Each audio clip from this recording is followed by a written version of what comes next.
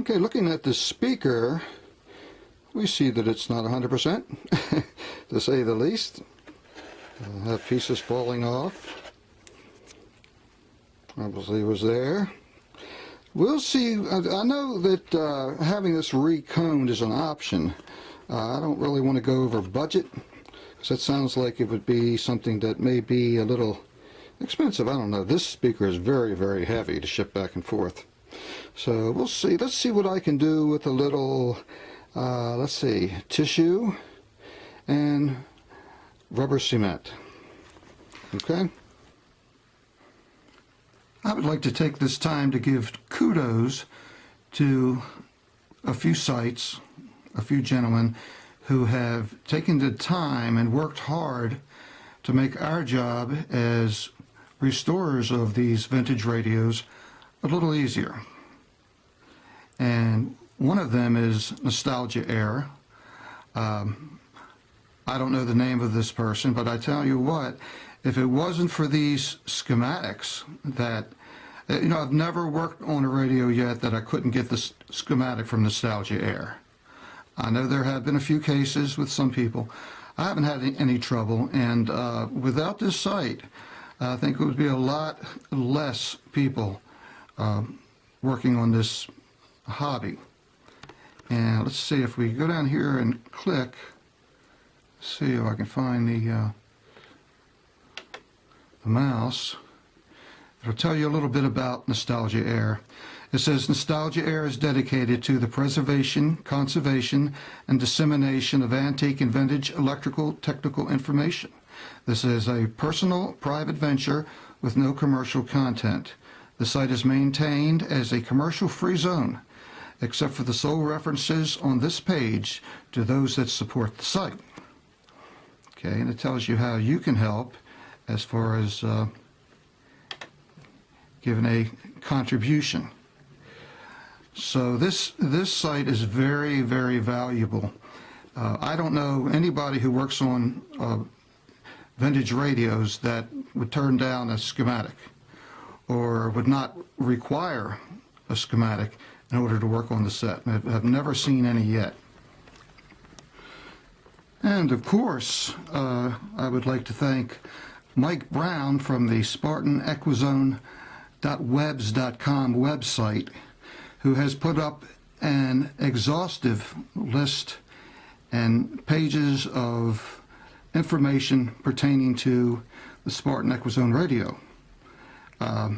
Most times when you're working on the radio and you have the schematic, that's all you're going to find. It's just not that much information on the internet that could help you. However, if you're working on a old Spartan like I am from 1929, 1930, under usual circumstances, you're not going to find a lot on the internet except for maybe, if you're fortunate, a schematic.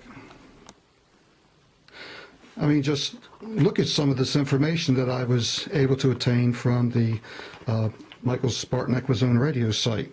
The schematic, information from back in the day for Spartan radio dealers. You know, most of this stuff has been gone for years. The Pathfinder, adjusting the aerial and equalizing condensers in accordance with the following information. Quite exhaustive there. Color pictures with the names of each part. We've gone through this a little bit. Okay. Yeah, some great color pictures. And here's something that I really, really do appreciate, and that's the service data measurements. As test 1, which is the detector plate voltage, test 2, the amplifier plate voltage, and it just goes on to all tests that will show if your radio is getting the proper voltage.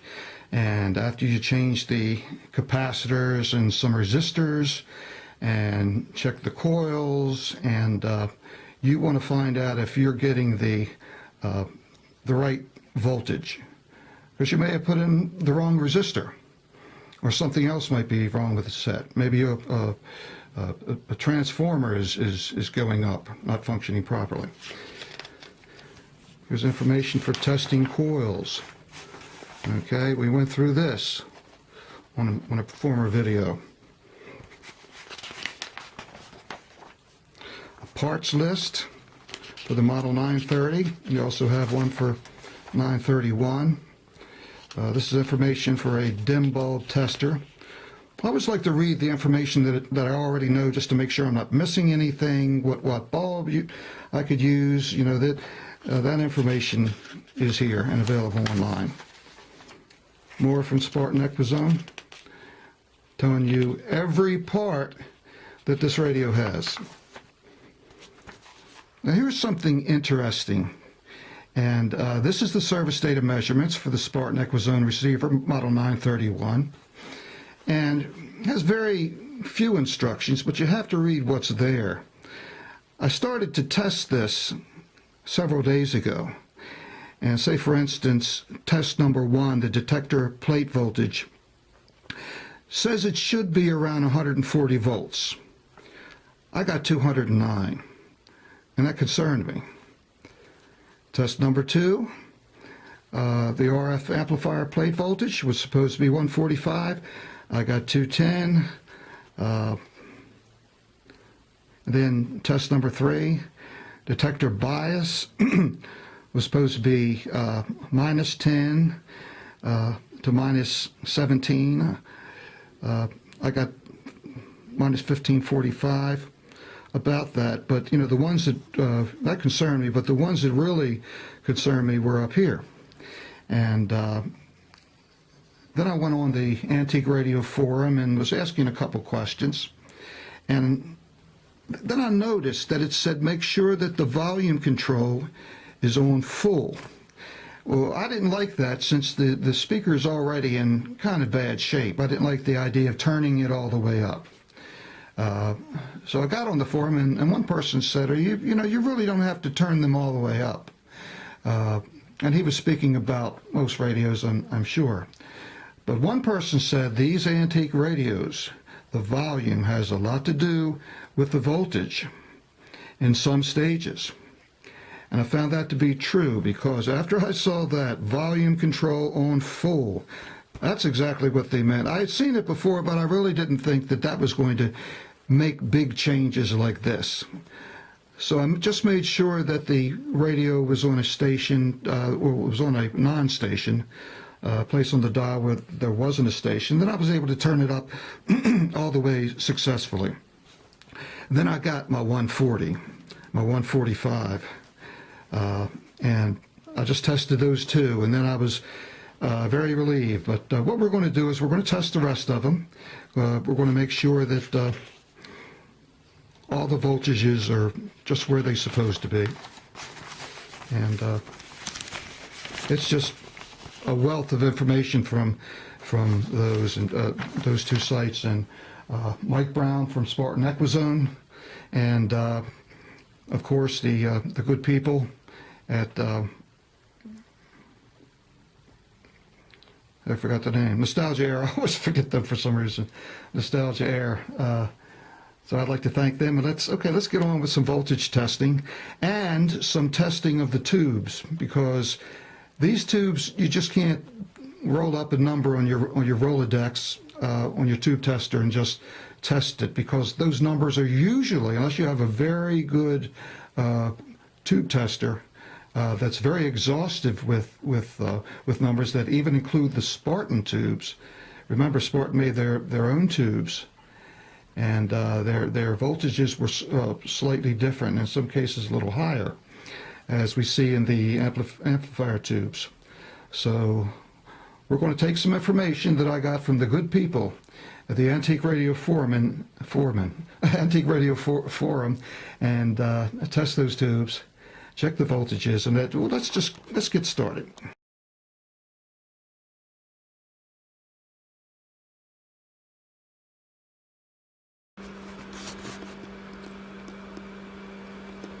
Okay, on the speaker, I used tissue and rubber glue, and you can actually, in some spots, see through. You actually see my finger down here in the bottom. It's kind of translucent. what I did was took the tissue and just would rub rubber glue on it, and then just drape it over the holes, put it on the holes, tighten it up, and then when that dried, 20 minutes, just put another layer of rubber glue over it, and it's tight. All the spots that I did that to are tight.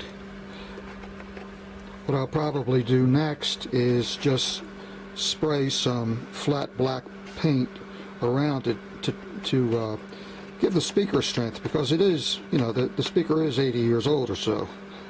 Okay, and what I'm going to do next, well, let's see how that sounds first. I'm going to jump ahead of the game here. I did check all the tubes, and all the tubes are strong. All the tubes are 90% plus. That includes the rectifier tube. At one time were just extraordinary, because you could never see the strings, and that's completely different now. Well, let's shift gears to the big snubs. The big old snub, the middle finger that the Hollywood gave to some people. There was a lot of expectations around Lee Daniels, the butler, and it got shut out. And I'll tell you, one of the things that I found annoying about that movie.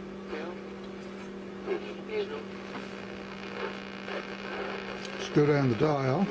Protecting men's financial means to do so. Call the domestic litigation firm of Cordell & Cordell, a partner men can count on. 443-637-4000. Definitely sounds better.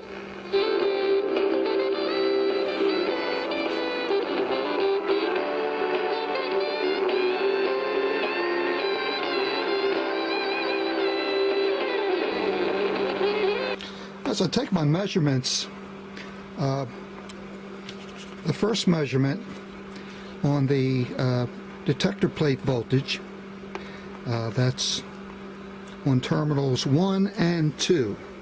So we put the red terminal on 1, the black terminal on 2, and it's supposed to be 140, about 140, but it's coming up 213. But as I was stating earlier, the volume control is not on full. So let's go back here, turn the volume control on full. Was you jealous of all the shot attempts?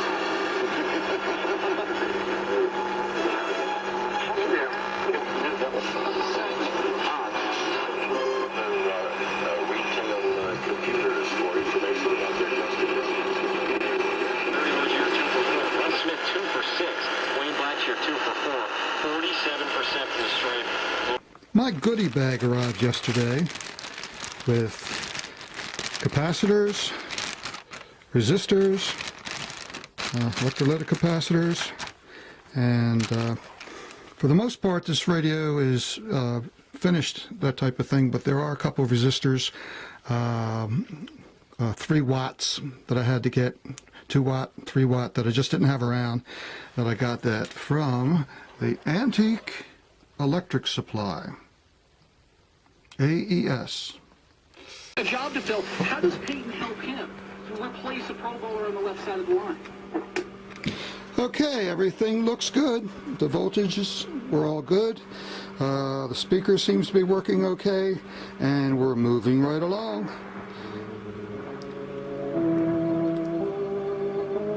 Okay, thanks for tuning in.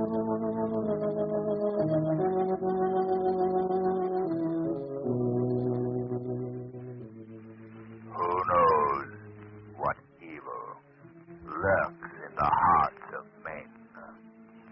The shadow knows.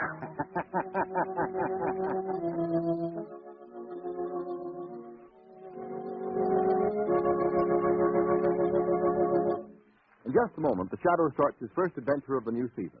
But first, let me tell you about this master of men's minds. The Shadow, mysterious character who furthers the forces of law and order, is in reality Lamont Cranston, wealthy young man about town. Cranston devotes his spare time to his favorite hobby, criminology. As the Shadow, he is the sworn enemy of criminals, lawbreakers, and sharpsters.